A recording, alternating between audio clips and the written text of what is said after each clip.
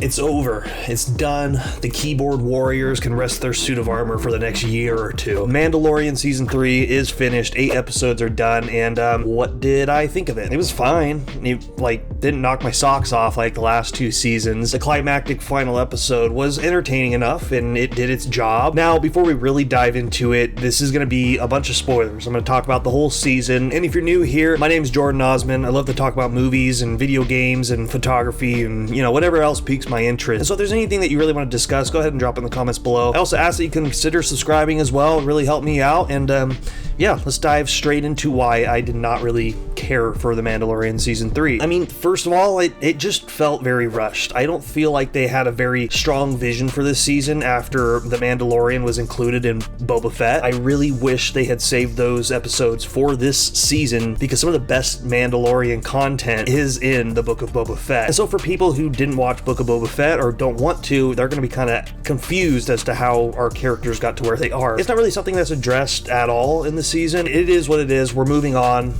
The past is the past. But I felt like this season, for how short it was, didn't really shape up until the last 3 episodes. For me, that was pretty disappointing. It felt like there's a big lack of focus. The stories just kind of felt too disconnected from each other to feel like a really satisfying through line through the entire season. And because some of the episodes are so short, it's really over before it begins. But I will say, some of the things I really liked about this season, the focus on Bo-Katan, making her as equal to Din Djarin was really cool to see. I really liked the character. I love that she's getting the attention that she deserves. Just her character arc throughout this season is the shining light throughout this whole thing. I think one could argue she's the Mandalorian in this season because she just has so much of a focus, so much character development, and I really enjoyed her inclusion in this. Moff Gideon's back. I thought he was pretty sweet. His suit of Beskar armor is pretty awesome, and I really liked his character. He's very intimidating, and the whole cloning portion of it was super fascinating. I wish we got to dive more into that, and honestly, just wish we got to see more of his character throughout the season. Some of the other things I really liked about this was the amount of Mandalorians. It felt like a cosplayer's dream came true, and the show just looks really good. This thing is shot very well. Pedro Pascal does as fine of a job as he always does. Voice acting more than anything. Grogu is a very compelling character yet again. We get to learn a little bit more about him throughout the season, but again, I feel like the focus was on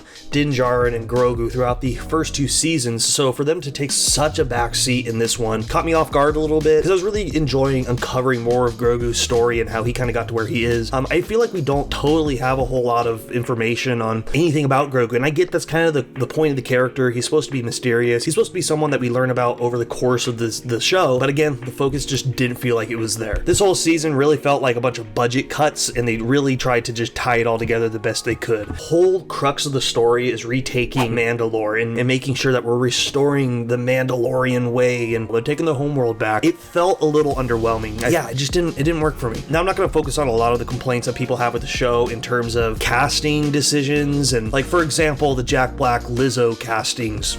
Who cares? It's fun. It's entertaining. Star Wars has always been for children first and foremost. The fact that it can translate across different generations at all is a testament to the quality of the source material we have, but I think a lot of people get a little caught up in the whole Star Wars universe, and they kind of forget that this thing isn't made to just age with you. Even though the quality of some of the shows has been pretty inconsistent, I do think Star Wars has a much better chance at telling more impactful, compelling stories through TV, which in a way is kind of a given because TV, you're allowed to kind of stretch your legs a little bit. At the end of the day, it really does take some talent to craft something that's really engaging throughout the entire runtime. I feel like a lot of characteristics in the Star Wars films and shows goes over a lot of people's heads, and I just don't think it's very healthy to the conversation around these shows, because at the end of the day, it's just something that everybody loves to love and talk about and enjoy. It's fun for everybody. That's why there's so much different content for different people. That's why there's the animated shows, and you got the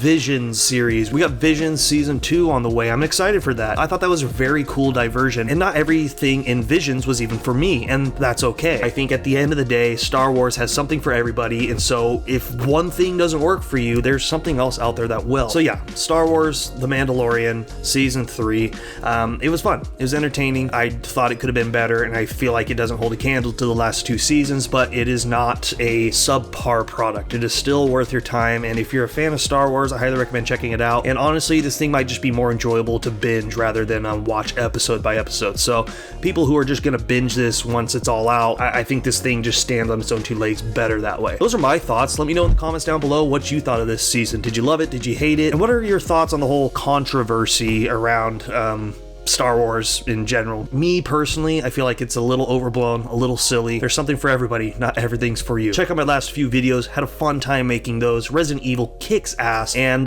my video, what did I make?